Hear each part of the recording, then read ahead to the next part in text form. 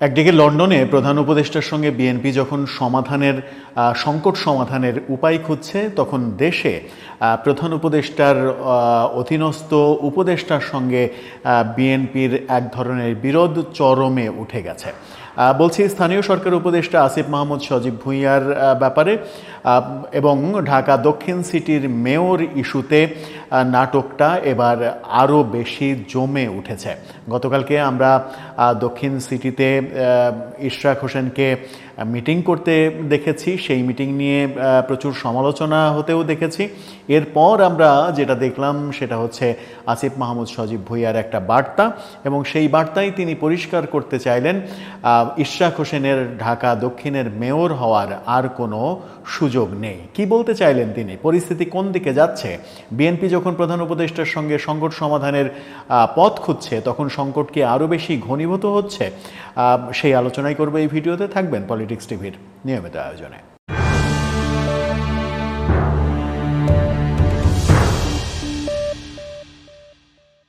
দর্শক, পলিটিক্স টিভির নিয়মিত ভিডিওগুলো স্পন্সর করছে প্রজাপতি.টিভি, নতুন ওটিটি প্ল্যাটফর্ম। আপনারা চাইলে ইউটিউবে, ফেসবুকে, ইনস্টাগ্রামে, টিকটকে দেখে নিতে পারেন। ডেসক্রিপশন বক্সে লিঙ্ক দেওয়া থাকবে, সেখান থেকেও আপনারা দেখে নিতে পারেন প্রজাপতির কার্যক্রম। চলে যাচ্ছি মূল ভিডিওতে। বলছিলাম ঢাকা দক্ষিণ সিটি কর্পোরেশনের মেয়র ইস্যুতে নাটক আরও জমে উঠেছে।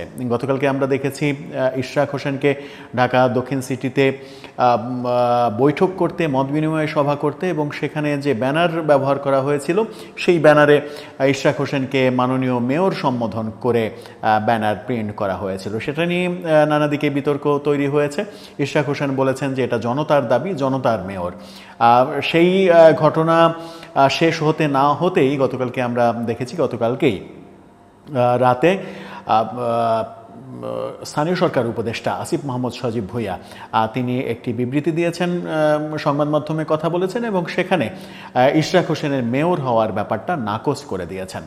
বলছিলাম, সরকারের সঙ্গে বিএনপি যখন লন্ডনে বসে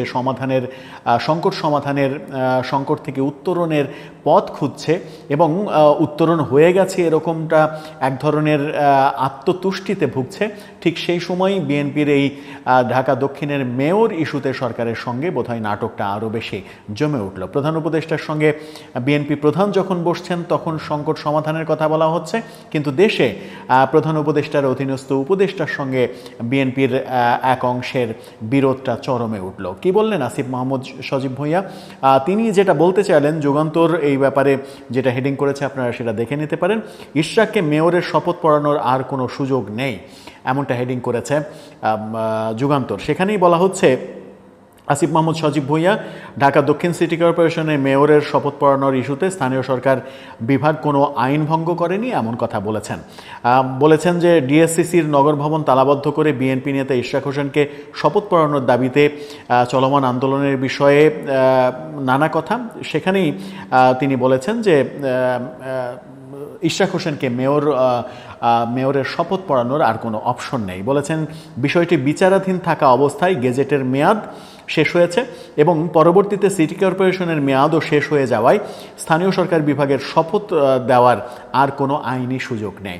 অর্থাৎ বিচারাধীন সময়েই নির্বাচন কমিশনের যে 30 দিনের গেজেট, সেই গেজেটের মেয়াদ শেষ হয়ে গেছে, এবং আদালতে যখন ব্যাপারটা ছিল, তার মাঝেই ঢাকা দক্ষিণের, অর্থাৎ ঢাকার যে সিটি কর্পোরেশনের মেয়াদ, সেই মেয়াদ শেষ হয়ে গেছে। মেয়াদ যেহেতু শেষ হয়ে গেছে, সেহেতু এখানে নতুন করে ইশরাক হোসেনকে গত নির্বাচনের মেয়র হিসেবে শপথ পড়ানোর আর কোনো সুযোগ নেই, স্পষ্ট বলেছেন ডিএসসিসির মেয়র শপথ পড়ানোর আইনগত কোনো সুযোগ না থাকলেও ইশরাক হোসেন ক্ষমতা প্রদর্শন করে নগর ভবন দখল করে রেখেছেন।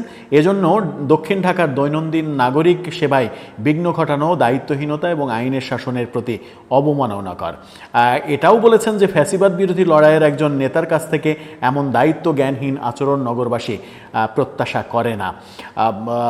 বলেছেন যে অবরোধের কারণে বিগত মাসে স্বাভাবিক সময়ের তুলনায় 30-40% নাগরিক সেবা হ্রাস পেয়েছে। তিনি 30-40% বললেও আদত প্রায় শতভাগের কাছাকাছি নাগরিক সেবা বন্ধ হয়ে আছে, এমনটাই বাস্তবতা। গত পরশু আমরা আন্দোলন দেখেছি। গতকালকে ইশরাক হোসেনকে নগর ভবনে মত বিনিময় সভা করতে দেখেছি এবং সেখানে মেয়র ইশরাক হোসেন, মাননীয় মেয়র ঢাকা দক্ষিণ সিটি কর্পোরেশন, এরকম লেখা ব্যানার আমরা দেখেছি। সেই প্রশ্নের উত্তরে ইশরাক হোসেন বলেছেন যে এটা জনতার দাবি, জনতার দাবির প্রেক্ষাপটেই এটা লেখা হয়েছে। এই অবস্থায় ঢাকা দক্ষিণ সিটি কর্পোরেশনের যে সেবা, সেই সেবা কার্যক্রম ওয়াসা ভবনে বসে থেকে কর্মকর্তারা দিচ্ছেন, এমন দাবিও আসিফ মাহমুদ সজীব ভুঁইয়া করেছেন। মূল যে আলোচনা সেটা হচ্ছে যে বিএনপি যখন সংকট উত্তরণের পথ খুঁজছে এবং একটা সময় আমরা মনেই করছিলাম যে নির্বাচন কেন্দ্রিক যে সংকট তৈরি হয়েছে সেটা লন্ডনে তারেক রহমান এবং প্রফেসর ইউনূসের মিটিংয়ের মাধ্যমে সংকট থেকে উত্তরণের পথ দেখেছে জাতি। ফেব্রুয়ারিতে নির্বাচন হবে সেই আশায় আমরা যখন বুক বাঁধছি, তখন আসিফ মাহমুদ সজীব ভুঁইয়ার এই বার্তা নতুন সংকট তৈরি করবে এবং সেখানে আসিফ মাহমুদ সজীব ভুঁইয়ার ভাষ্য যদি সত্য হয়, যদি মেয়াদ সত্যি শেষ হয়ে যায়, তাহলে আদৌ ইশরাক হোসেনের মেয়র হিসেবে যে দাবি করা, সেই দাবিটা কতটা যৌক্তিক সেটা নিয়েও প্রশ্ন উঠবে। এখন ব্যাপারটা বিএনপির কোর্টে চলে গেল কিনা, বিএনপি এখন কি করবে? এই দাবি থেকে পিছনে সরে আসলে তাদের রাজনৈতিক প্রেস্টিজের ব্যাপার, আবার এই দাবি নিয়ে সামনে এগিয়ে গেলে আইনি প্রতিবন্ধকতা, যেটা আসিফ মাহমুদ সজীব ভুঁইয়া বললেন।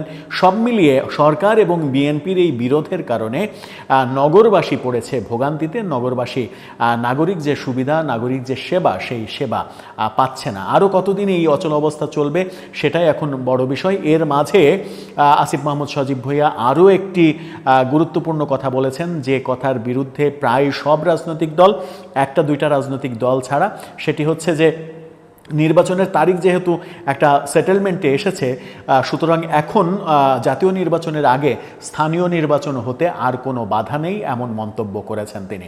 অর্থাৎ এই মুহূর্তে স্থানীয় সরকার নির্বাচন হতে পারে, তারপরে জাতীয় নির্বাচন হতে পারে, এমনটা তার ঘোষণা। তার মানে হচ্ছে যে এর আগে এনসিপি যে দাবি করেছিল সেই দাবির বাস্তবতা তিনি আবার তুলে ধরলেন এবং স্থানীয় সরকার নির্বাচনের এজেন্ডাটা আবার সামনে নিয়ে আসলেন সরকারের পক্ষ থেকে। সরকারের একজন উপদেষ্টা এই রকম মন্তব্য করতে পারেন কিনা, নির্দিষ্ট একটি দলের দাবির প্রেক্ষাপটে তার দাবির সঙ্গে একাত্ম হয়ে এরকম মন্তব্য করতে পারেন কিনা, সেটাও একটা বড় প্রশ্ন। সব মিলে আমার মনে হয় যে পরিস্থিতি, সংকটের পরিস্থিতি থেকে উত্তরণের যে কথা আমরা ভাবছিলাম, সেটা আদৌ উত্তরণের পথ পাচ্ছে নাকি নতুন সংকটের দিকে আমরা ধাবিত হচ্ছি, সেটা সামনেই বোঝা যাবে। মনে হয় না যে খুব একটা সংকট উত্তরণের পথ আমরা খুঁজে পেলাম। আমার মনে হয় যে নতুন সংকট দানা বাঁধতে শুরু করেছে এবং যে কোনো মূল্যে নির্বাচনটাকে ডিলে করা এবং নির্বাচন নিয়ে আরও অনেক কিছু হতে সম্ভবত বাকি রয়েছে। নির্বাচন নিয়ে আরও কী কী নাটক আমরা দেখতে পাবো, দর্শক আপনার মতামত জানিয়ে লিখতে পারেন আমাদের কমেন্ট বক্সে।